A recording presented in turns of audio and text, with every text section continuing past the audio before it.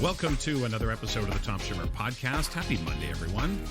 And happy summer, because tomorrow, June 21st, is the summer solstice, which means it's the very first day of summer officially, where every subsequent day gets a little shorter until we get to December. It's the first day of summer, and it feels like it's already over with that comment, right? Anyway, I hope you all had a great weekend. My son and I have had an absolute blast in Montreal at our very first ever Formula One race, the Canadian Grand Prix. Now, I'm recording this, full disclosure, I'm recording this prior to the weekend being over. So in the next episode, I'll have more details about our experience and just kind of what we experienced in this new sport to us, becoming recent fans of F1 through, of course, that Netflix series. So I'll talk more about that as the next episode comes out. I'm flying home today, of course, June 20th, and then back on the road in Wisconsin later this week on Thursday and Friday. Okay, some announcements before we begin. As you know, some upcoming events you might be interested in. That annual conference on assessment and grading is coming up next month in Austin, Texas, July 18 through 20th. That's going to feature myself, Cassandra Erkins, Angie Fries, Garnet Hillman, Tony Reibel, Mandy Stalitz, and Katie White. In September, we've got the Grading from the Inside Out 2-day training. That's going to be in Long Beach, California, September 21st and 22nd. So you want to join me for a deeper dive into sound grading practices and how to develop a standards-based mindset. Join me there in Long Beach if you want. And a heads up on that fall conference as well, the Student Agency Institute. That's going to be in Laval, Quebec, just outside of Montreal, October 24th through 26th. Along with myself, that institute's going to feature Karen Gasseth, Karen Power, Morgan Michael, Katie White, and Andy Hargrave. So all of the information for those events can be found on the Solution Tree website. And I, of course, have links in the show notes for you to follow those as well. One other conference I'm going to be at this fall, the Teach Better Conference. Of course, the podcast is part of the Teach Better Network. That's going to be in Akron, Ohio, October 14th and 15th. Lots of great speakers lined up for that. Link in the show notes for that conference as well. And if you are registering, use the code SHIMMER22 for a $25 discount on your registration. Again, links in the show notes for all of those events. Okay, thanks for tuning in again this week, and a big welcome to any new listeners joining in for the first time, and a big thank you to longtime listeners. As I always say, I really do appreciate all of you. This week, my guest is Zaretta Hammond, who is the author of Culturally Responsive Teaching and the Brain, and I'm just going to warn you right now, get your notepad or your notes app ready, because there are so many important takeaways from this conversation. And finally, in Assess That with Tom and Nat, Natalie Vardabasso returns, and Natalie and I talk about the non-negotiables versus the philosophical choices we can make when it comes to accurate assessments. So that's today's plan. Let's get to it.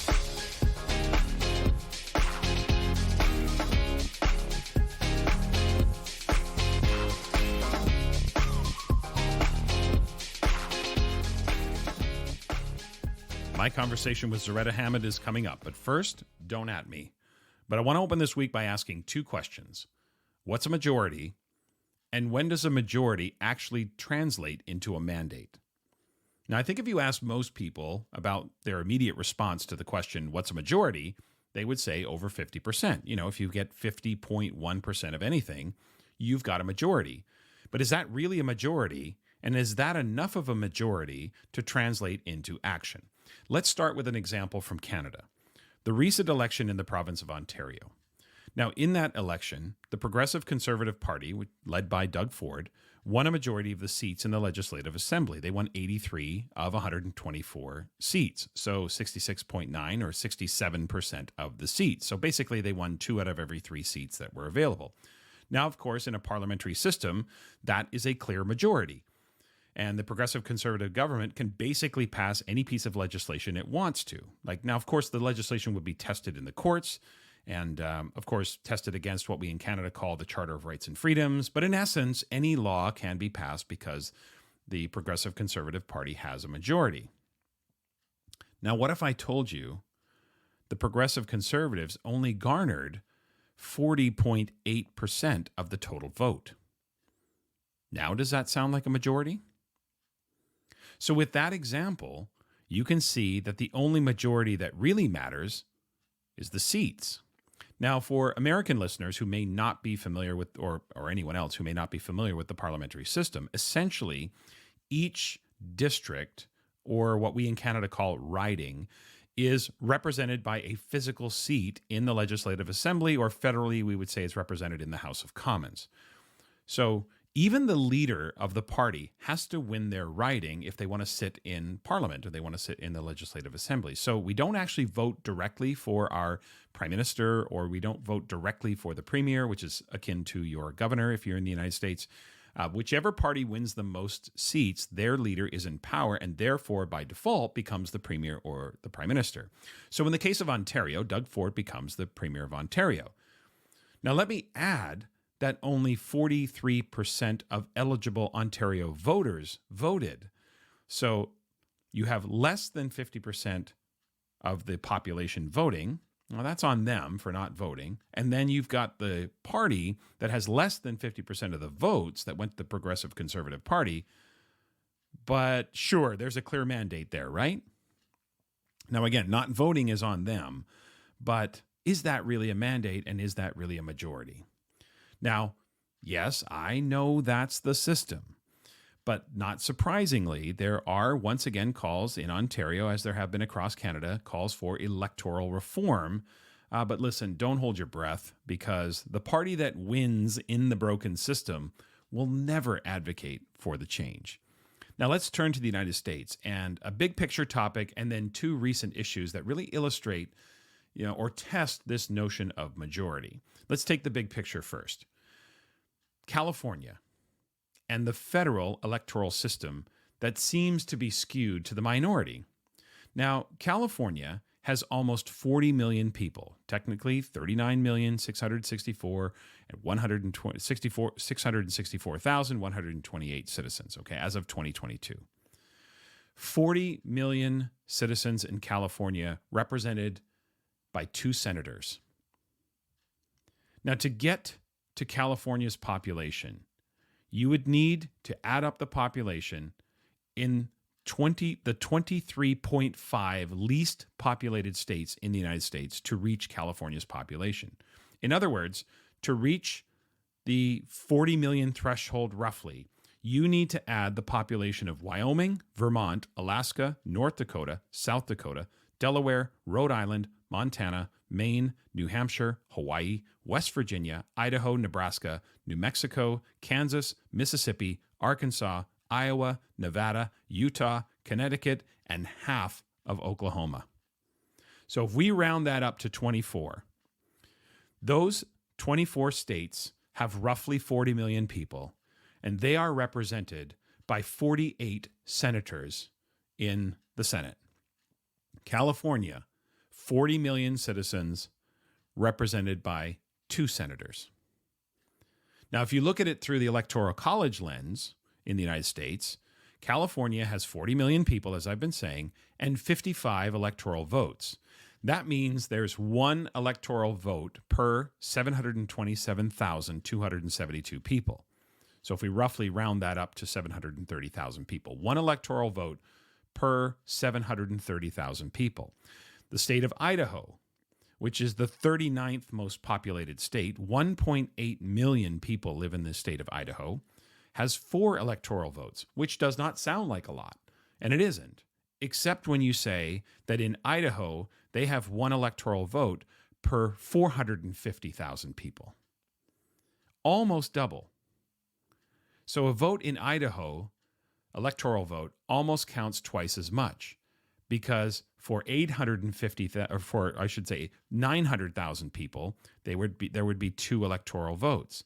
And yet in California, 730,000, only 1. You have to get to 1.4 million. So we like the idea of the majority, but do we really like the majority? Or are we so secretly afraid of the majority that we've almost skewed in the other direction, that the minority holds all of the power? Now let's take this down to a couple of recent issues that have certainly been in the news. Let me ask you this question. Is 60% a majority? I think most people would look at 60% and say yes. So in a recent CNN poll, 60% of U.S. citizens believe the Supreme Court ruling Roe v. Wade on reproductive rights should remain the law of the land. But the problem is, if the 60% of the population is too concentrated in too few estates, then that opinion will never have any kind of influence. I mean, only 27% of the people surveyed in that poll said it should be overturned. Now, I'm just trying to report the results. I'm not trying to take a position here. But if that 27% comes from those 24 states I was just talking about with the lowest population, well, you can see why gridlock happens, because now you've got a disproportionate number of representation. So yes, we say we are in favor of majority and we like the idea of majority rule, but do we really know what a majority is, or do we have a consistent understanding of what it is? Do we think 50.1 if the issue is something I agree with, and therefore we need 80 or 90% if it's something I disagree with? So if 60% is not a majority, what about 70%? Is 70% a majority? Well, in light of the most recent school shooting in Texas, 70% of NRA members are in favor of comprehensive background checks. Now, that number jumps to 78% when you talk about gun owners who do not belong to the NRA. So basically, between 70 and 80% of gun owners in the United States want universal background, comprehensive background checks. But the political climate doesn't support anything. Even though there is, a little bit of rumblings recently about something possibly happening, but this has absolutely been a non-starter in the United States, despite the fact that 70 to 80% of those who own guns want comprehensive background checks. So again, we say we want the majority, we say that majority rules, but do we actually understand what a majority is, or do we agree with it, or is it a moving goalpost? Are we constantly sliding the goalposts back and forth? Now, if you were to take that down to the school level and we think about implementing something at a district, is 51% enough to say, let's move ahead with that? Well, maybe, but when you think about what could 49% of a faculty do to potentially either purposefully or inadvertently undercut an implementation effort or undermine it, right? But if we say then 75% is a majority, we have to have 75% of a mandate to move forward, then on a staff of 50, you still have 13 people remaining who could potentially do a lot to undercut an implementation effort, although it's a lot smaller number. My point here is when we think about this notion of a majority, I'm not sure we're clear on what we mean when we say majority. I think on paper, we would say 50.1%. Yeah, absolutely. But I don't think in practicality or in sort of real situations, we actually subscribe to that and feeling like that's not a mandate at all. So my point here is we have this ideal of majority rule, but we don't, because if it's the wrong majority, then there's no action, there's no mandate, right? If the majority of politicians come from the minority of the population, then that's why you have a standstill. And that's why often in the United States, especially in the parliamentary system's a little more free, especially if you have a majority. But in the United States, this is why you often see the gridlock that happens in Washington, because you have a majority of politicians coming from the minority of population, and therefore they think they have a different mandate of what they do. So majority rule makes sense, but I'm not sure we've yet to decide what we mean when we say majority.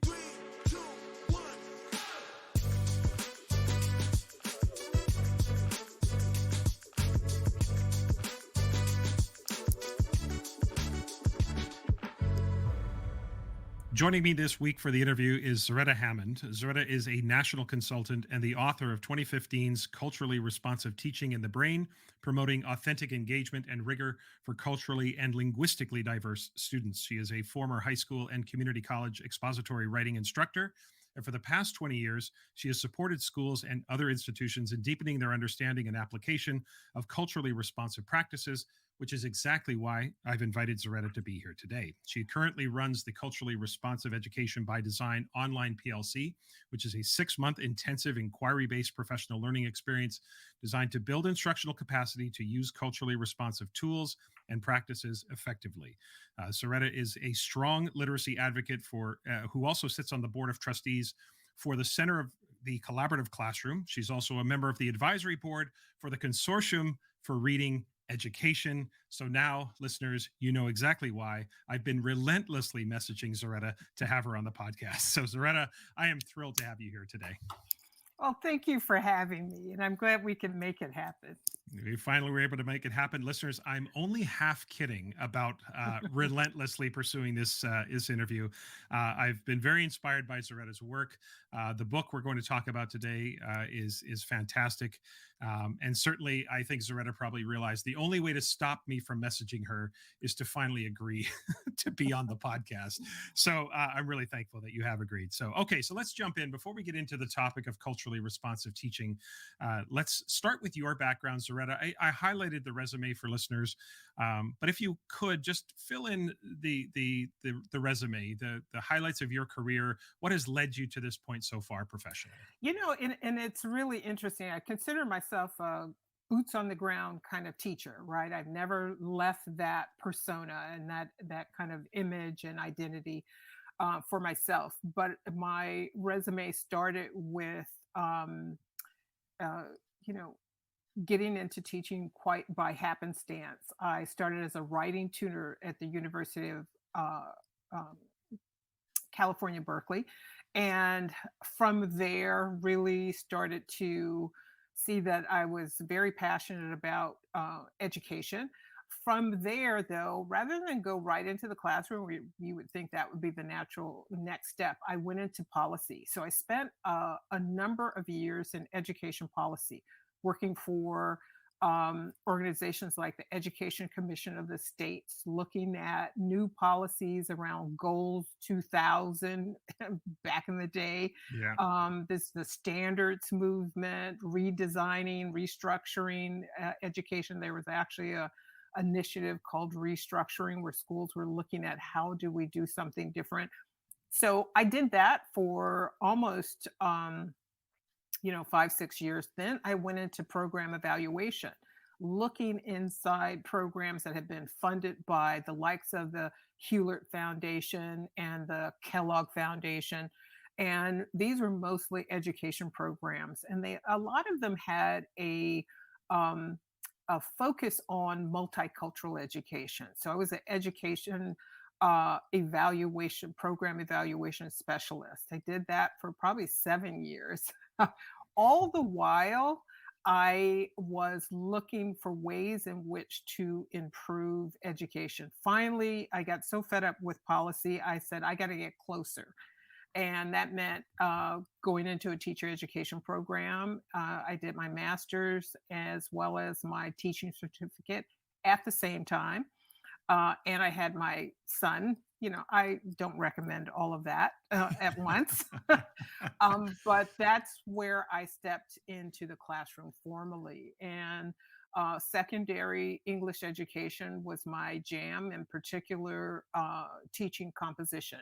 My job wasn't to teach English, short stories, all the things that I actually love, but it was to make sure that the students coming to me who were not yet well-developed expository writers, essay writers, argumentative writers, left me more competent in those areas. And I got to see the difference between those students that had an opportunity for a high quality instruction and those that had not.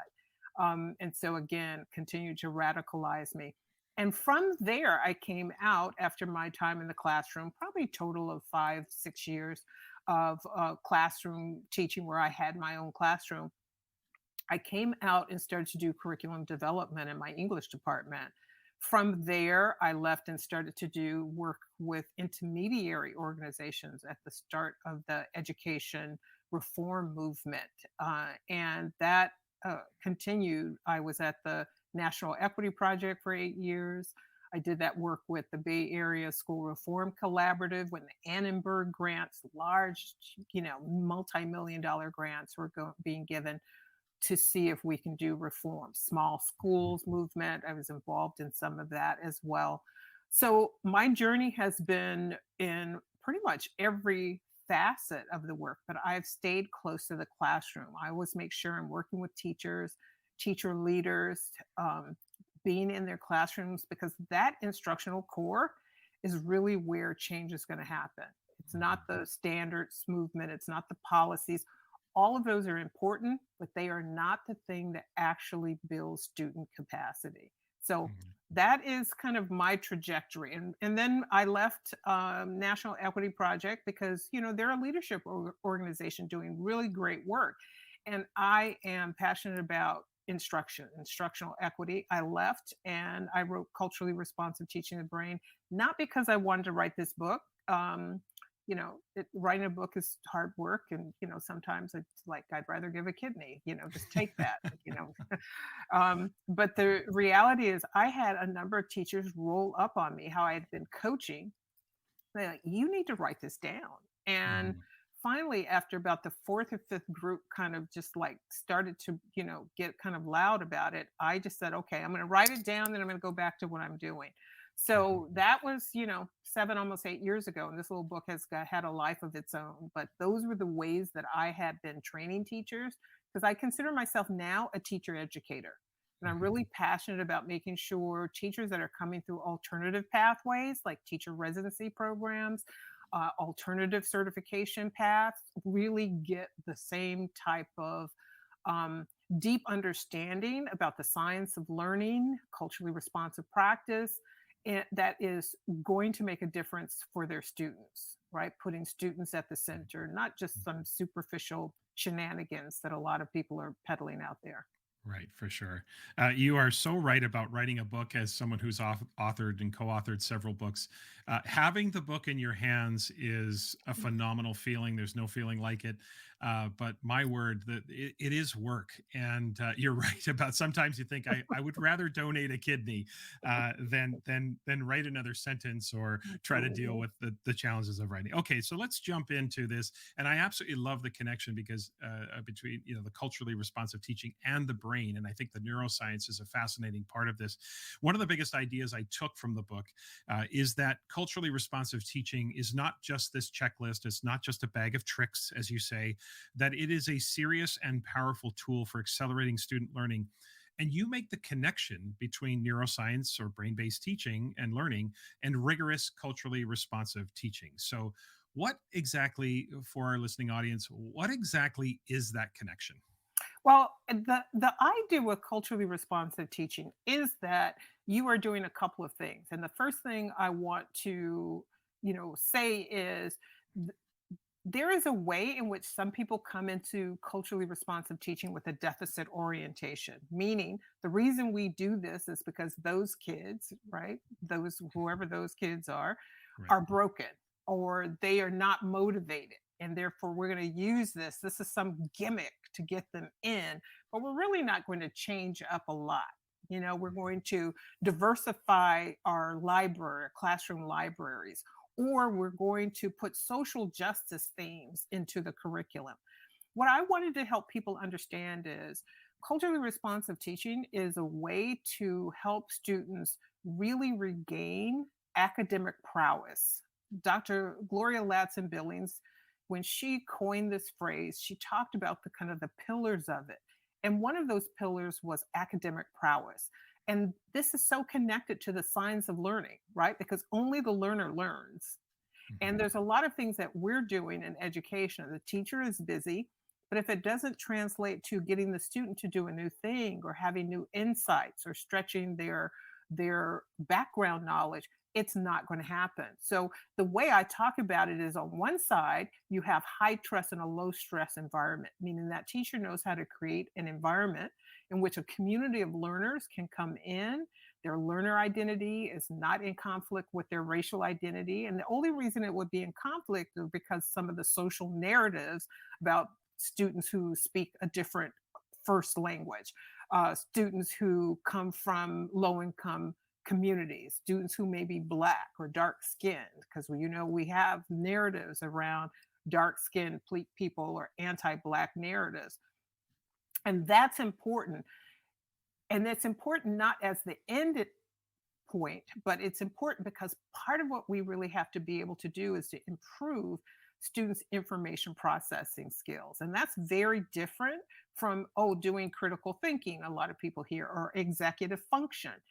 Information processing is the ability to take inert information, random facts and figures, mix it together with what we already know on our working memory, and turn it into usable knowledge. So this is already in what we know about the intersection of cognitive and social neuroscience, right? That cognition has social aspects to it, has emotional aspects.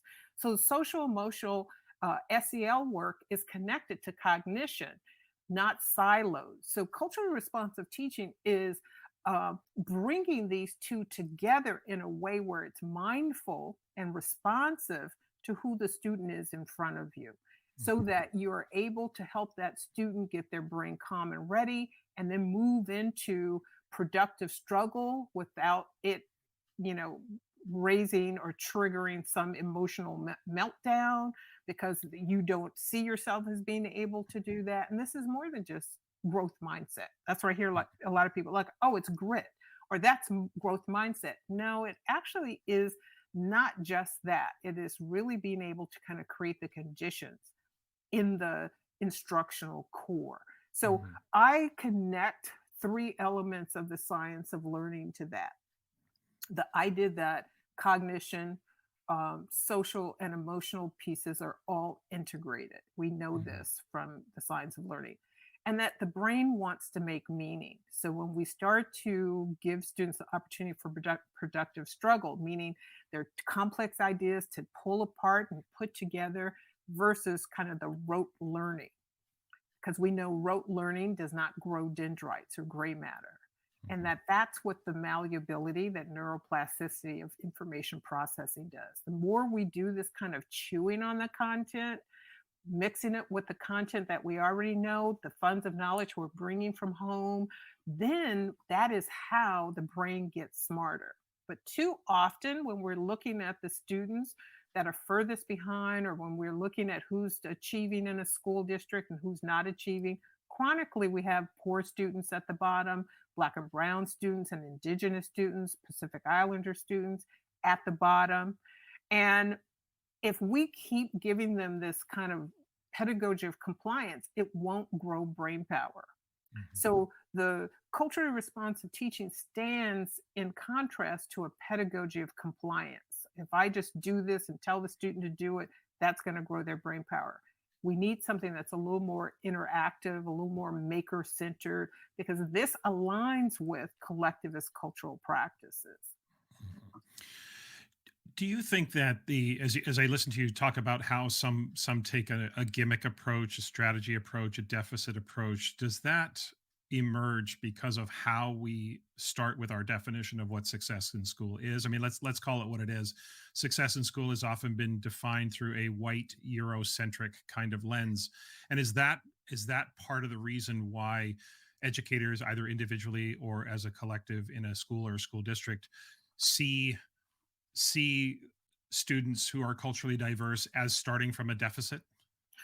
I don't think so. And I think that's what we usually want to go like, oh, it's racism. I would say that there is the history of what we've done, how we've structured public education. And the reason I say that we have to look at the structures, it's too easy. And we see often this happening that it's just people behaving badly.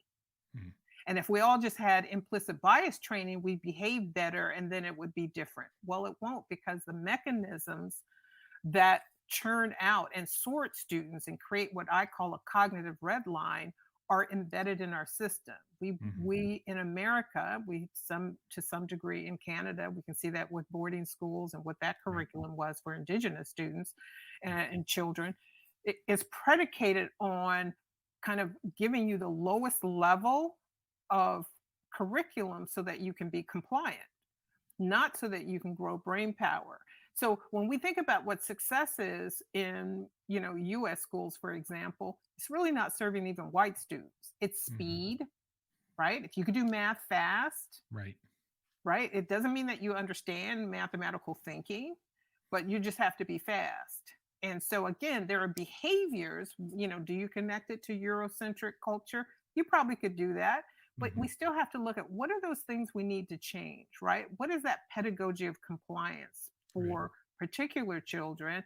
And what are the markers of what is a successful student doing? And a lot of those students have a fixed mindset, even if they are white and middle class and look like on the surface, they're not being successful.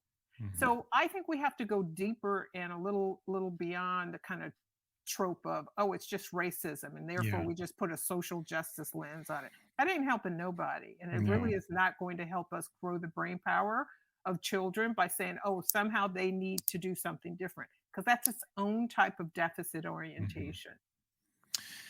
Yeah, I appreciate the clarification there. What I was thinking more was not along the lines of that schools themselves or individuals are racist, but that the tradition of school, as it was born out of medieval churches and Renaissance, sort of the church and how it emerged in North America, sort of set a tone for what quote unquote success looks like in a school. What does it mean to be a successful student? But I think you hit the nail on the head when you talk about compliance. I think we have for too long honored and almost supported and encouraged this compliance, which really doesn't challenge the brain, doesn't challenge thinking, doesn't help the students grow in that matter. I love your assertion that culture is the way that every brain makes sense of the world, and that you highlight three levels of culture in the book. You talk about surface culture, shallow culture, and deep culture. So first, if you would, could you walk us through each of those three levels and then tie them back to culturally responsive teaching? Like, why is building our awareness of those three levels so important for us as teachers as we try to continue to be more culturally responsive to our students? So first, I just want to talk about the different types of culture, because I do feel like this is a place where a lot of people get really off track. So before we talk about the three levels of culture, I just want to talk about three different types of culture, right? Sure. And one is transitory culture. This is the culture of your age group, young adult culture. I have young adult children, and Mhm. their culture is like, not, empty nester culture, right? These are transitory in the sense that we move in and out of them, and how we decide to group ourselves comes with a set of norms and beliefs and behaviors. That's all culture is, right? Then there's organizational culture, right? That's the kind of culture that if you go into a corporation or a school district, these are the behaviors. This is how we do. These are the norms, right? Then the culture that I'm talking about when I dig into these three layers is our nurture culture. That's what I label it, but it really is our socialization from 0 to 7. These are the Mhm. ways in which you learn how close you stand to people, how far you stand to people, what does looking in the eye look like, and all of those things that are a lot of unspoken things that you learn. Like, you're not born and someone hands you a handbook that says, here is how you're going to move through this culture that you are born into. So that's the one piece. Now, the reality is, this information is really helpful because when we start to think about these three types of cultures, though, the more we understand their overlay, the more we can use culture as an affective lens. How do we create an environment in a classroom where brains feel calm and ready because there's a sense of belonging? Right? It is Mhm. me and what I experience at home or in my wider community outside of school, and the organization that in some ways is being able to be complementary or congruent with that. Then you have culture as a cognitive scaffold. So this is where I use the schema that you might bring as a young adult to help you move through some content if you were, say, at college, or the metaphors I use for young children because it's something that is in their lived experience, right? Mhm. So those are the types of culture. But let's talk for a minute about this idea of culture and the culture tree. So in culturally responsive teaching the brain, I talk about it as a tree. A lot of people talk about culture as an iceberg, like there's some Mhm. stuff below the surface we don't see. The reason I use a tree, not an iceberg, is an iceberg is a dead thing and it doesn't grow, it doesn't change. It's just a hunk of ice not connected to anything. Right. Whereas culture is really about people being connected. Think Avatar, right? Yeah. When they put that little braid into the thing, is one of my favorite movies, or the people Yeah. would all link up, and then the mother tree there, right? So I Mhm. envision culture as a tree, and there are three layers of that tree. A lot of times people start at the top and move down. I think people should start where most trees start, at the root. So the first level is actually deep culture. This is again nurture culture, the Yeah. socialization from 0 to 7, your notions of the cosmology, how the world works, your sense of kinship. What does that mean? Mhm. Communication patterns. Then we move up to the middle, which is the trunk. And that's kind of like the base of a tree, right? So Mhm. this is where we have shallow culture. And it's not shallow because it's less than, it's shallow because it's right under the surface. Mm. Meaning I travel a lot. And when I travel through New York or when I'm coming through Canada, if I'm just there for a day or two, someone's going through Paris and you're not really interacting, they look the same, right? I, Right. I really don't know until I've stayed there a few days or maybe a week. And the longer I stay, this first month, I would say, oh, wow, this is radically different. Mhm. And it's those cultural patterns. Are we standing online or in line? Do we go to the grocery store and get our food? And this is how we do when we go to the bakery. This is what courtesy looks like or doesn't look like. Those are all the unspoken rules that you have to learn when you are moving through a culture. That's shallow culture. Then Okay. you have surface culture. This is unfortunately where a lot of people think culturally responsive teaching lives, when it actually lives in shallow culture. But surface culture is what you see: music, art, foods, those are the dance, that's multicultural education. Mhm. And what's important to understand is in that band of shallow culture and deep culture is where we get to use culture as a cognitive scaffold, right? And Mhm. that's going to be the most important. Surface culture becomes important because I can use it as that affective gateway. But once Okay. I come in, if you're acting and behaving in ways that I interpret as disrespectful, I'm not going to feel like I belong. So that you have to know and start to learn. That's why I talk about this idea of cultural archetypes. I can't know 100 different cultures, but there Right. are a few things you can start to learn that Yeah. are going to be patterned across different groups based on where they are on that continuum between individualistic culture and collectivist culture. Here's the Right. other thing I'll say quickly, Tom, Yeah. and Yeah. neither one is bad. I see a lot of people demonizing, well, individualistic culture is white and it's bad and it's oppression. No, they're neutral. It's just culture. Mhm. And everybody has some mix of them. Nobody's pure one thing. And there are white cultural groups, white groups who are very collectivist. You've Right. seen some Irish people lately. Yeah. Yeah. It's true. Thing Yeah. certain Italian groups and Yeah. ethnic groups Mhm. within that, right? Slavic, all of those folks, Greek, can be very collectivist. Mm. So it's Right. not a black and white sort of thing, right? No, It's fair. just the Yeah. fun. I'll Yeah. pause there. No, I think that's fair. I'm interested because I think a lot of people may have. My brain was gravitating toward culturally responsive teaching lives in deep culture, not shallow culture. So I'm interested to pick up on that. Well, Uh, so yeah, go what ahead I and what I to say go is a little bit more than that. it lives in deep and shallow. Oh, okay. So I misunderstood that. Yeah. Yeah, so Okay. the idea is that if I don't understand the schema around the deep culture, then I can't act it. Think of deep culture as understanding conceptually, and Right. shallow culture is enacting it. Got it.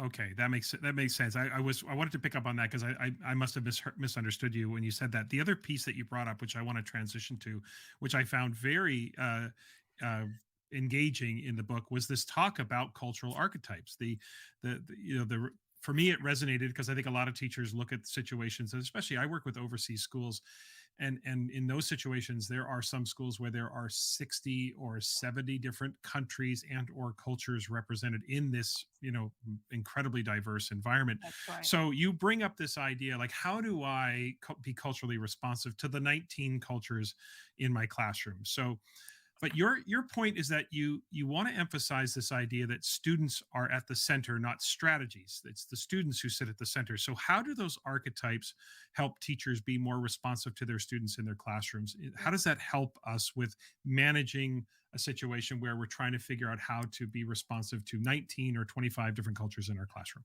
Yeah, and I do some work with international schools as well, and part of what I try to help, whether you're in the U.S. and you're in Canada or other spaces, and this is always happening because you do have the United Nations in there, and a lot of people will then kind of default to what I call the Kumbaya Effect. If we just mention everybody's culture, then you're going to feel welcomed because we've mentioned your culture. Kind of, it's a small world approach. But for a lot of students, when you understand kind of particularly historically marginalized folks, that's not getting rid of some of the bias toward individualistic cultural orientations and ways of being, right? So the idea of responding is not I'm responding to individual students, is those archetypes, again, back on the continuum of collectivism and individualism, you start to see, oh, I probably have 6 groups that fall, a group that's probably closer to the end of individualism, another group that might be closer to the end of collectivism, 2 that might be plotting somewhere in the middle. So now the practices of when we come into the classroom are some mix so students can find an access point. So you're bringing them into the sphere of the classroom, the community. It's not that I've got to do this for this one and do this for that one. And then the teacher feels overwhelmed. Oh, I got to remember, your special handshake and your special thing. That's not what we're talking about. We're talking about when you come into the classroom, there are various things that allow you to not only find an access point because it's congruent, but also to learn new things because here's another way of being. And here's what I will say. Historically marginalized students already know an individualistic way. They are just not seeing anything that is congruent with their sense of belonging and how belonging looks for them. Let's take talking as one example. In collectivist cultures, regardless of the expression of collectivism, we're not even go into that rabbit hole right now, but just know that collectivism is expressed differently, right? Within different cultural and racial groups. But there are still some red threads, and this is the way I talk about it. Those archetypes are the red thread. There are commonalities. One commonality across collectivist cultures is talking, that the social lubrication before you get into any technical thing is to actually sync up and co-regulate, and using the terminology of trauma-informed and trauma-sensitive practice, we co-regulate our nervous systems together. Part of that is by the social lubrication. We get oxytocin really high because we may actually have to do hard work together, or we may have to have a hard conversation or do some hard thinking. And what we know is oxytocin is one of the things that lowers the cortisol. This is what's so interesting between things that people have done for eons, right? Centuries. That when you put the lens of science on it, you start to see, oh, wow, that's what we currently call trauma-informed practices or co-regulation, or right? And the idea is that not that those groups have had trauma, it's just that's how collectivist people keep themselves actually well. They don't, before any trauma comes, this is why that resilience is there. So talking is one example. Most collectivist cultures, before there's anything to any work started, there is a small talk, right? In Hawaiian culture, they call it talk story. Other cultures, it's like we're going to chat, we're going to just like check in with each other, shoot the breeze. But if you look at the way most classrooms are designed, let's come in, I'm going to put the do now on the board. We're going to take attendance. So we go right to the individualistic technical. So if we're balancing cultural ways of being, then there should be a way for those students who are regulating through getting in sync with others that we can actually do that. I teach folks how to use dyads, right? An Mhm. interactive way to do that. How do we use protocols for social? Doesn't have to take up a lot of instructional minutes. But when it's structured as a routine, kids come in and know I'm going to have this opportunity. And the teacher, when they're being responsive, they know they can tie it to the upcoming lesson. Have a social game that the kids do together. And Mhm. that's the game playing is another way we co-regulate and we sync up and we release oxytocin. We get in sync with one another. These would be all in line with what collectivist practices without me having to say, we're going to do a collective practice now. I am being culturally responsive. If you say that, you are not being culturally responsive. Exactly. If you're professing your Yeah. responsiveness, you Yeah. ain't being responsive because it Yeah. is hidden to the brain. I call it Mhm. hide the vegetables. The brain doesn't know why it's feeling so at home. I'm feeling Mhm. calm. I'm ready to do this work. It is saying these things without being able to put its finger on why am I feeling a sense of belonging. But Mhm. what I see a lot of teachers do, particularly white teachers, is they make it technical. Right. We're going to do these handshakes. Well, what about the kids who are ready to get to work? And Right. the handshakes aren't talking. That's you and the kid. That's not them as a community. So there are all these gimmicks that I see that people point to, like, oh, we're doing that, but you really aren't. Yeah. You aren't Yeah. giving the student a chance to actually talk at the in the way that they would do it at home, or even when the volume goes up, right? Or they're overlapping. We're not turn taking and talking. We're talking over each other, just like we do when we go out to, Applebee's and we're just in a big group, right? You're Yeah. talking to this Right. one, you turn and talk to that one. Nobody Yeah. complains about that, but we over control in classrooms around these Right. kind of technical ways. So that's just one example Mhm. of using collectivist practice, which is, taught to get social, to get centered, to get ready for cognitive work. Mhm. I love that. Anytime you make a, I love that anytime you make that proclamation that you're doing something, you're probably not doing something, the something that you're proclaiming, right? That's probably a good rule to follow in teaching in probably all walks of life for sure. Yeah. Yeah. Let's finish up now. I want to ask you to highlight for us the Ready for Rigor framework, which you say helps teachers, of course, understand the basics of culturally responsive pedagogy and deepens the connection through neuroscience. Those four aspects are awareness, learning partnerships, information processing, and community of learners and learning environment. And we've talked a little bit about awareness through the discussion of the three layers of culture and the cultural archetypes, but maybe walk us through the other three and then maybe draw that their interconnectedness, and they're not, even though we talk about them as four separate aspects, they really aren't four separate aspects or four separate silos. There's a real interconnectedness between them. So walk Right. us through that framework. Yeah. If you see the framework, right, Yeah. visually, for those of you that get the book, you can turn to the, very beginning. Yeah. It has the framework.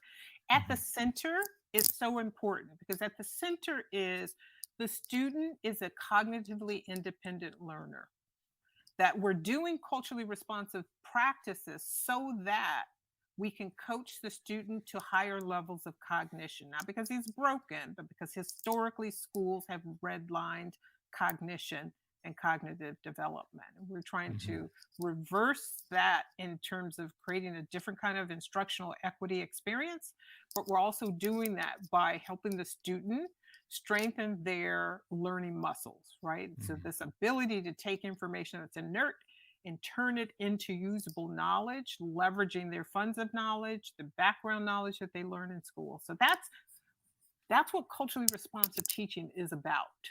Mhm. And these elements, right? These dimensions are important in terms of capacity that teachers need to have. So, one is learning partnerships, and it's really important. There are three parts to the learning partnership: building rapport, that's building a sense of friendliness and trust between the student and your group of students and helping them do that between themselves. But this is really your learning partnership.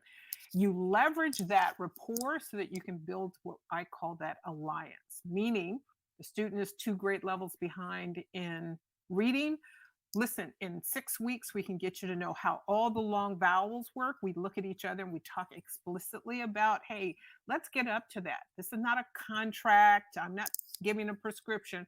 I'm inviting the student to partner with me. I'm going to do this. This is what you're going to do. And now we're up to it in terms of me changing my coaching moves to coach the student actually looking at and paying attention to their learning moves. So there's a lot more in that alliance piece. And when you do that, the teacher has cognitive insight. The student will reveal themselves because that teacher's ability to build that trust and to use that trust and rapport as fuel to push the student with care. So students need care and push. The alliance is where the teacher's coaching the student. And we talk about this as the warm demander, but a lot of ways in which that term has been kind of bastardized, warm, strict, or, I'm just kind of holding high expectations. Well, you need to do a little more than hold high expectations because that's about you. You tell the student, well, I hold high expectations. I believe you can. You don't put someone in the deep end of the ocean, of a pool and say, I have high expectations, you can swim.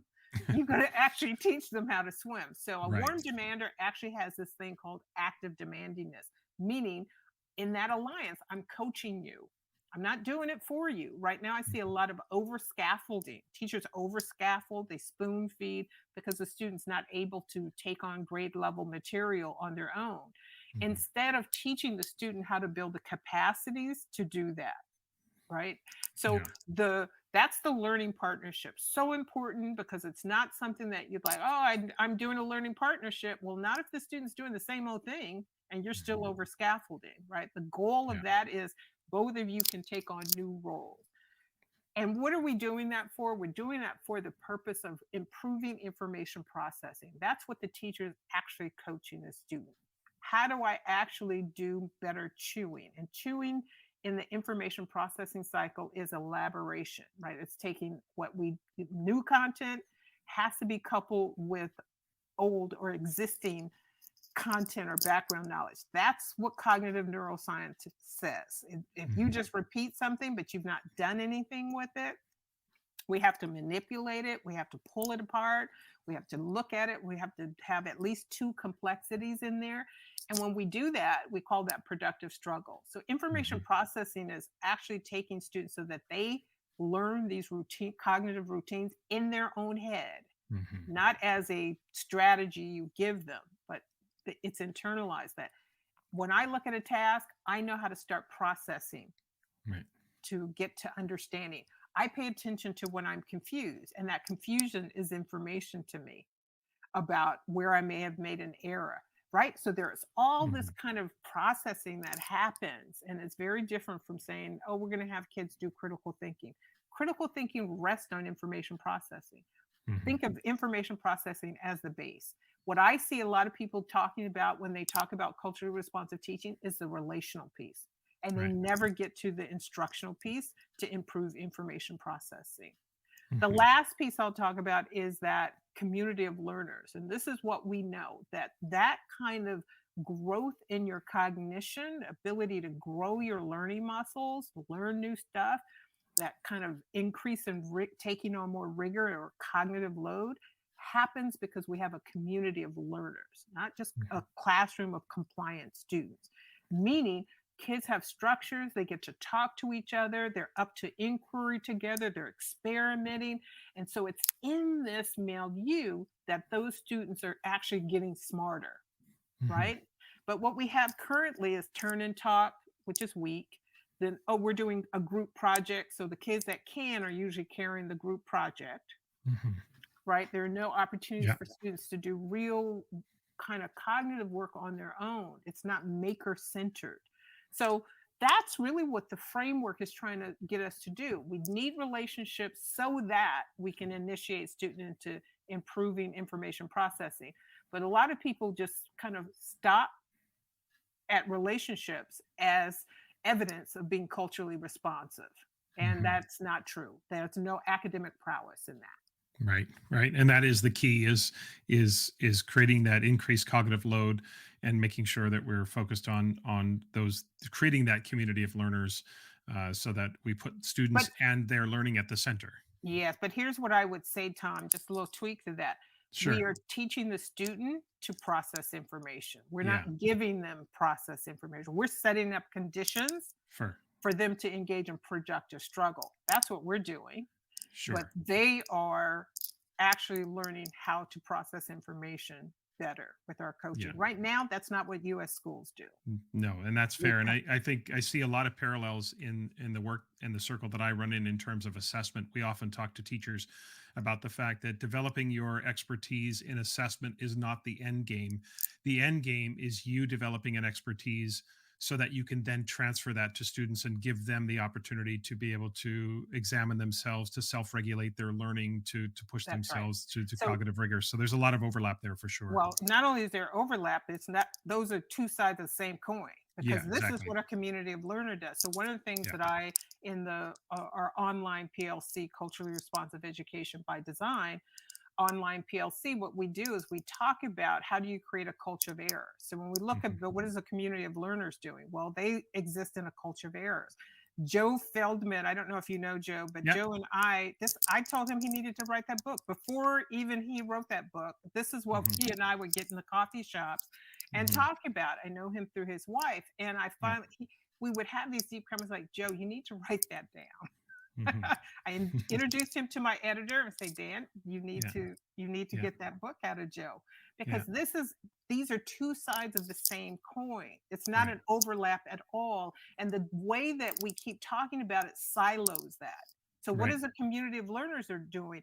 They're actually learning from their mistakes. That's what productive struggle is. Like, Mhm. oh wow, I was confused there, but look, this is how I got myself unstuck. Now I'm getting together. So I talk about this success protocol. And it's Mhm. probably misnamed because it really is about how did I move from not knowing and can't do to this is how I did it. So I'm not Right. just talking about my success, but I'm talking about my learning progression. Mhm. Right. So Yeah. again, I think it is formative assessment is a critical part of what exists within that community of learner quadrant. Oh, for sure. For sure. Assessment for me is what drives learning and the ability to recognize where you are in your process, what you need, what is next for you as a learner. How do you drive that learning That's forward? right. What questions do you have? All of that is so critical. But that's Uh, not what we get with the pedagogy of compliance. You look in you. large classes of low income kids, black and brown kids, Mhm. kids who are considered, behind grade level. Mhm. That's not what they're getting. No, absolutely. 40 minutes in, and I feel like we've just scratched the surface on all of this topics. And listeners, if you're like me, you're probably going to listen to this interview 4, 5, 6, 7 times. Bring your notepads. This has been a fascinating conversation, Zaretta. 2 questions left as we Yeah. finish up today. These are questions I ask everyone who comes on the podcast. The first one, you can take this in any direction you want to, but it's quite simply this: educationally speaking, what keeps you up at night? Uh, whew, two things. One is the fact that we have um, been derelict in our responsibility to ensure that every child is a powerful reader as they enter late elementary. Um, Mhm. our hair should be on fire with the number of students who are reading a 1 to 2 grade levels behind. And on average, Black and Brown children get to high school and they're reading 3 to 4 grade levels behind. And this Mhm. is consistent for decades and no one's addressing it. So that keeps me up at night in terms of how do we turn that statistic on its head, and how do we make sure every teacher sees him or herself as a reading teacher in a way that I don't need a degree in that. There's some really simple things we should be doing.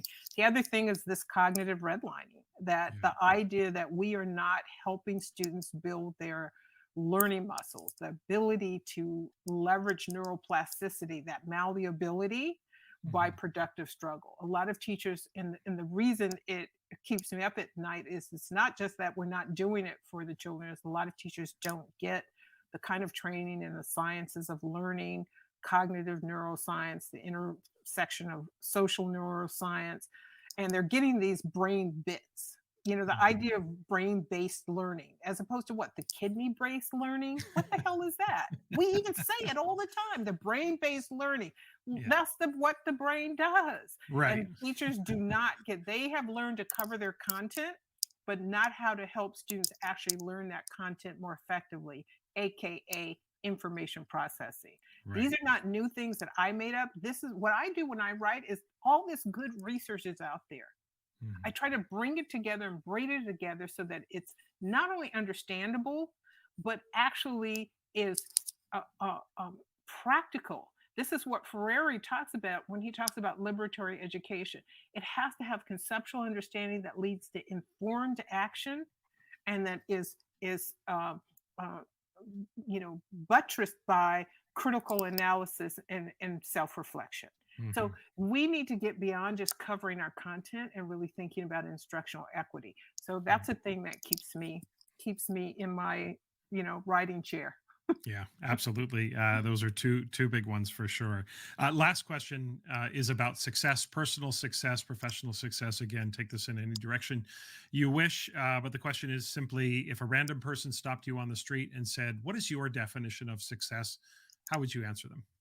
Oh, wow. I think my definition of success is that every person learns about themselves as a learner and is able to actualize it, can find their zone of excellence and zone of genius, and figure out how to build their life around the thing that they are gifted to do and feel driven as part of their mission in life to do. And that we should be able to sustain ourselves, do good in the world, and not feel the tensions of capitalism or I got to get this job to be successful. But success is being able to have an impact, to give back to the world, to do good, and to actually have a life that for yourself feels abundant and flourishes. Yeah. I absolutely love that. Find your zone of excellence and pursue that. And finding that would be definitely bring success to anyone's life without question. Listeners, you can and should follow Zaretta on a number of different platforms. You can find Zaretta on Twitter. The handle is @Ready4Rigor. The number 4 is in the middle, so it's Ready4Rigor. On Instagram, the handle is @CRT and the Brain, so Culturally Responsive Teaching and the Brain. That's on Instagram. Zaretta's on Facebook and LinkedIn as well. I'll have links in the show notes for all of those social media links, as well as the website, www.crtandthebrain.com. And that's the website as well that you can find out more about Zaretta's work. And I've got my old blog there. I'm not blogging anymore, but there's like 5 years of blog posts there. So it's perfect. Good info. Absolutely. I'm sure there's more great information for listeners. Zaretta, this will be the understatement of the year. This was a fantastic conversation. Your expertise and insight is amazing, and certainly I've learned a tremendous amount during this interview, and would look forward to any opportunities going forward to speak with you again. Thanks so much for joining me today. Oh, thank you for having me, and I look forward to maybe getting together and talking about formative assessment. One of the things that I actually like to talk about as well. Well, I might take you up on that because trying to bring together, culturally responsive assessment practices is something that has definitely been on my mind. So don't be surprised if you get an email from me going forward. Right. Zaretta, thanks so much for being here. Thank you for having me. This podcast is a proud member of the Teach Better Podcast Network. Better today, better tomorrow, and the podcast to get you there. You can find out more at teachbetter.com/podcast. Now let's get back to the episode. Okay, assess that with Tom and Nat. Natalie Vardabasso is back with us. Good to see you, Nat. How are you? I'm great. How are you doing, Tom? I'm doing great. Good to have you back, and ready to dig into another assessment conversation for sure. Last time, we left off talking about the differences between philosophical choices and non-negotiables when it comes to assessment. And I know that you and I were thinking about different aspects, and so I want to kick things off today by thinking about, and these aren't in any particular order, but one of the things that first came to mind as I thought about philosophical choices versus non-negotiables is the idea that a sound assessment practices, the fundamentals of assessment really do provide us with a structure or the parameters or the sort of discipline around assessment that and I often say to workshop participants and others that they are those bumpers in the bowling alley that we provide to children and Be honest, sometimes the adults don't mind that they're there also. But we've got those, yeah, that's right. We've got those bumpers in the bowling alley that provide structure and parameter. And as long as you are following and adhering to sound assessment practices and principles, you get to make choices inside the alley. But if you step outside of your lane, that's where you start to run into challenges. So sometimes people's philosophical choices take us outside those lanes, and that's where we have to sort of rein things back in. So one of the first aspects of assessment that I thought of when it came to this idea of accuracy is the difference between assessment methods and formats. We know that assessment methods are essentially non-negotiable because the assessment methods are not interchangeable. We know that certain assessment methods are the right fit for certain learning targets and standards. But once you're inside the method, now the good news with methods, of course, is that there are really only 2 or 3, depending on how you look at it. There's selected response, there's constructed response, and then when your constructed response is attempting to emulate an authentic context or demonstration, you have a performance task or a performance assessment. So depending on the lens you want to look at. But inside the method, you get to make choices. You get to choose. So for example, constructed response, that is a non-negotiable for this standard or this outcome.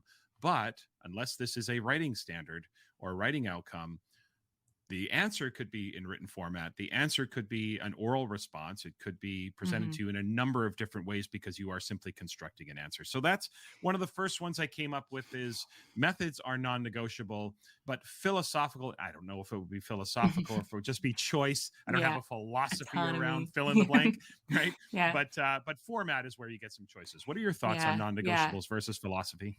Just something I have to riff off there before I answer. I think there's such a misconception that exists in this assessment space that if you're someone who's a champion of sound assessment practices, you're anti-test, you're against all testing. And I feel like to this day, I have people reach out to me who are so proud that they got rid of a test. And I'm like, I never said that testing was evil or that it's bad. It's just that it has its specific place for a specific purpose. And if you're going to use multiple choice, like, why are you using it? Are you being very intentional about that? So as you were talking, it was making me think more about the concept of being purposeful and what that means in a non-negotiable manner for assessment. And I would zoom out a bit too to say you have to be very purposeful about what exactly the learning is. I find all too often, even if you're in a context that has moved to standards-based grading, people are still trying to exist in that task-to-task paradigm where, yes, you do have a lot of autonomy and independence to decide the kinds of tasks you want to use and, find something on Twitter the day before and pull it in. But it's non-negotiable that you know what the students are learning and how that task actually serves the formative journey to the summative outcome. I find we get outside of the bowling lane, to use your metaphor, when, say you are in a standards-based context and you still are using all the same tasks. If you gather all of those and then you're trying to fit them into this standards-based grade book, it's a very tricky place to be, and you're not necessarily adhering to that philosophy or paradigm. So I think being very purposeful about what is the learning and what type of evidence would I need along that journey, and to verify that learning has happened, but being laser focused on what is the learning. And it seems so simple, but it's really tricky because we have been conditioned to think day to day as teachers and be like, what am I teaching tomorrow? What's my lesson plan, from those early years of teaching where we were just surviving. And full empathy. I get it. My first 3 years, I just tried not to cry most of the time, but like breaking out of that paradigm and instead saying, okay, I'm going to take a couple hours on a Sunday and get really clear about this progression so that I can then be in this really responsive, adaptive place where you have a lot of autonomy, but you have to do some of that upfront thinking, and it really changes the game. So that's a big one for me. Yeah, I want to pick up on a couple of things there because I think you hit on some really, really important points. And let's work backwards here. You talked about tasks, and that's one of the reasons why I'm often advocating that schools do not try to change their assessment or grading, specifically their grading paradigm, by starting with a new report card or a new kind of computer program or things like that, because we have to change the mindset, and then we have to change the way we organize evidence of learning. If you organize all of your evidence of learning by tasks, and then you're trying to fit it into a standards-based report card, it's going to actually be harder for teachers to do that than it would be easier. And the other point that you brought up, which I really appreciated and have often talked about on the podcast before, which is this notion of tests and how we have this bias or this predetermined dismissiveness of an assessment method. Assessment methods are neutral. They're neither good nor bad. There's nothing inherently better about a constructed response assessment than a multiple choice or a selected response. It becomes better when it's the right fit for what you're assessing, but they're not superior or inferior in and of themselves. They are neutral. Assessment methods are neutral. So I think you brought up some really good points there. Another one I was thinking of, and this maybe goes along the standards-based grading, standards-based learning paradigm. The non-negotiable is about fewer, more clearly distinguishable levels. And thinking about the fact that the research is unequivocally clear that the 0 to 100 scale is unreliable, it's inconsistent. And yet inside that idea of fewer, more clearly distinguishable levels, the research is not definitive about how many levels. So some schools could choose 3, some schools could choose 4, some may even go 5. I think I would probably personally say that somewhere between 3 and 5 is the limit between which we can distinguish. But I'm not saying you couldn't distinguish between 6. But then it becomes an exercise in adverbs where we say that's excellent and that's super excellent and that's very super excellent. But I would say that the negotiation comes where you get flexibility, and maybe that's where we go non-negotiables versus flexibility, because I don't know if it's so much philosophy, but you do have some flexibility in the number of levels that you choose. You're not wrong to have 3, you're not wrong to have 4, but you are wrong, if you will, when we're thinking about a 0 to 100 scale. Yeah. And for me, that brings up the non-negotiable of we need to always be keeping our focus on making things meaningful for students. So we had this conversation yesterday. We're like, okay, you have 4 levels, but could you have a 0.5? Because it's nice to have that in between. But the first question is, A, can you define what the difference is between the 3.5 and the 4? And B, when we're doing that, you made a great point about we're actually norming, because what we're typically doing is comparing students' work and wanting this one to be slightly better than this other piece of work. So what we're actually doing is maintaining that paradigm of norming. So I think that was such a good point I want to bring up too. Yeah, it's true. That's a really good point, because and if I do say so myself. Okay. But what I mean is that I think we get caught up in this idea of comparing students to students, and those 0.5s usually emerge in conversations when we lose focus on the criteria. We aren't we start saying, well, Natalie's essay is a little bit better than Tom's, so how do I distinguish between them? And that distinction is sort of unnecessary when it comes to that. Anyway, keep going. Yeah, it becomes a reward, right? It's like, I need them to know that I think they're a little bit better than this other one. I don't exactly know why. It's just kind of because again, for me, the non-negotiable is that we are trying to create meaning for students. And when we're doing that, it's really about some weird internal monologue that we're having that comes from a whole historical context. And it's really not about the students' understanding, because they're not going to know exactly what makes them a 3 or a 3.5. So when we talk about those levels, trying to make those clear and transparent to students, being clear and transparent about the success criteria for a task, the learning target for a lesson, putting it in language that is accessible to them, or even better, including them in the process of helping to define what that sounds like. And then for me, around feedback, we spend so much time trying to figure out how to give better feedback, how to support our students to use the feedback. I don't think we often ask, do my students understand the feedback? We focus so much on how I give it, when I give it, what it looks like. Do I focus more on strengths? Do I focus more on areas for growth? But do we actually verify that they've understood it? We have such a different lexicon of words that we have as adults. We have a robust lived experience that they don't have, that we say something or we write something and they often nod and smile because they're trying to be respectful in the institution of school. But then they go to sit down and they're like, yeah, I think they said it was good. I think it was good. Yeah.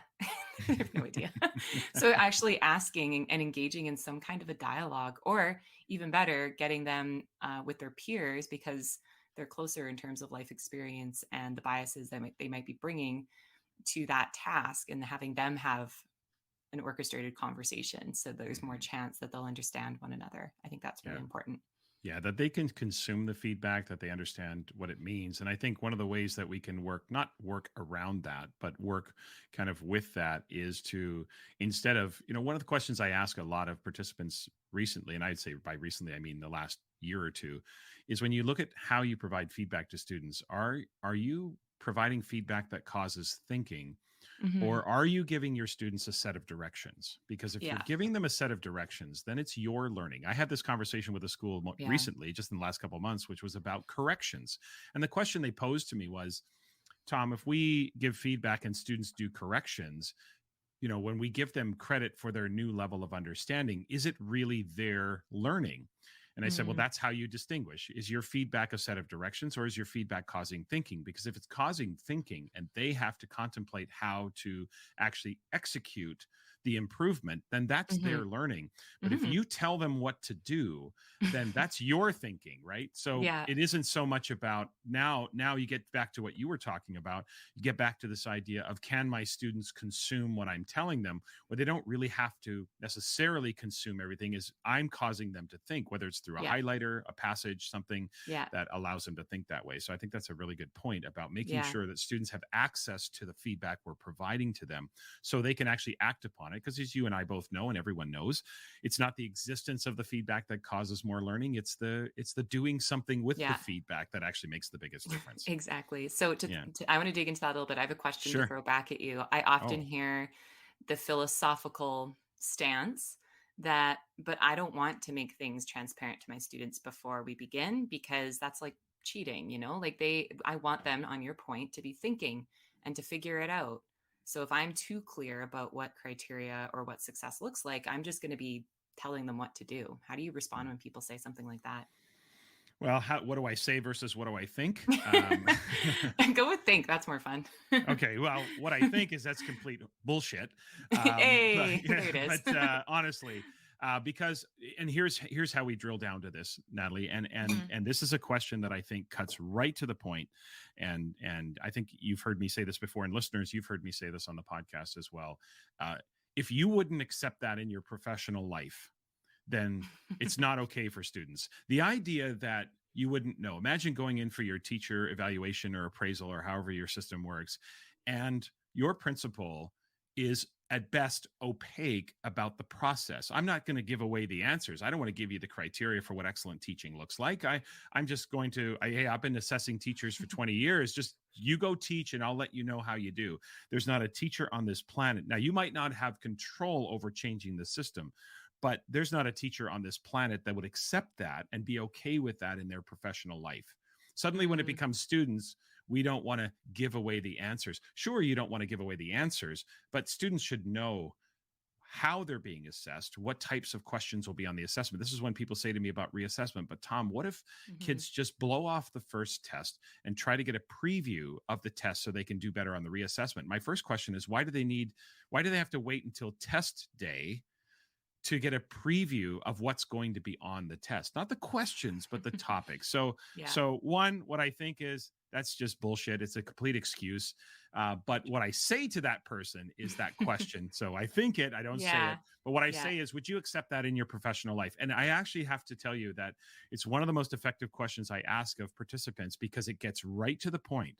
If your Yeah. principal was doing that to you, or if your superintendent was doing that to you as a principal, would you be okay with that? Would you be happy with that? Again, No. you might not be able to change it, but would you be happy with that? And Mhm. that's the point I was trying to make. Yeah. And then you feel like your whole life is just about managing that relationship to stay in good standing. And it's not even Right. about the learning or the job anymore. It's about Hmm. sucking up to the people above you so they like you Hmm. and hopefully give you a good review. You made a Hmm. really, as you were talking, I think there's such power in analogies in this assessment work. And someone was telling me just 2 days ago that you have an incredible analogy around pancakes. And I know we're almost at the end of our Oh time, yeah. but I'm thinking that could be a great place to pick up for next time, is talking about the analogies that we've used or that we've seen used in this work that just take something that could be seen as too complex and too academic and just bring Right. it down to a very lived, real human place. Do you want to go Yeah. there next time? We absolutely, the analogies. There's the analogies of practicing games, rehearsal, performance. There's the pancake analogy. I'm Oh, full of there's analogies, so and I'm many. sure And I mean, it's so many also we can first go. thing in the morning here and I'm hungry. So maybe I was just thinking about pancakes, but That's right. you know. Let's pick that up. So we'll start Okay. next time with the pancake analogy and what the implications and why I go through that, and sort of what that sort of sort of talks about in terms of learning progressions and criteria, standards, outcomes, cognitive complexity, all of that, all out of one little pancake. So we'll talk about that next time. Wow. Our time is up, Natalie. Great to see you again and great to chat with you. Look forward to next time. Always a pleasure, Tom.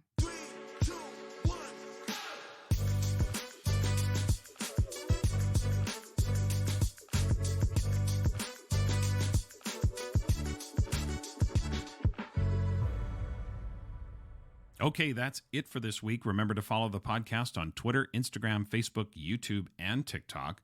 Also, please email the podcast, tomshimmerpod@gmail.com, if you've got questions for Assess That with Natalie and I, or if you have any suggestions or feedback about the podcast.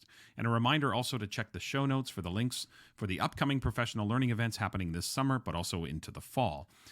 The next episode will be Monday, July 4th in 2 weeks, where my guest will be Tyrone McNeil, who is the president of the First Nations Education Steering Committee here in British Columbia. So we're going to talk about Indigenous education, which is something we have not really talked about much on the podcast. So I'm really looking forward to that conversation. Please subscribe, rate, review the podcast, especially on Apple Podcasts, of course, but a rating and review on any platform will help grow the podcast's reach. And if you like what you hear, please keep spreading the word about the podcast to your friends, your colleagues, or on social media. I would really appreciate that. Happy summer, everyone.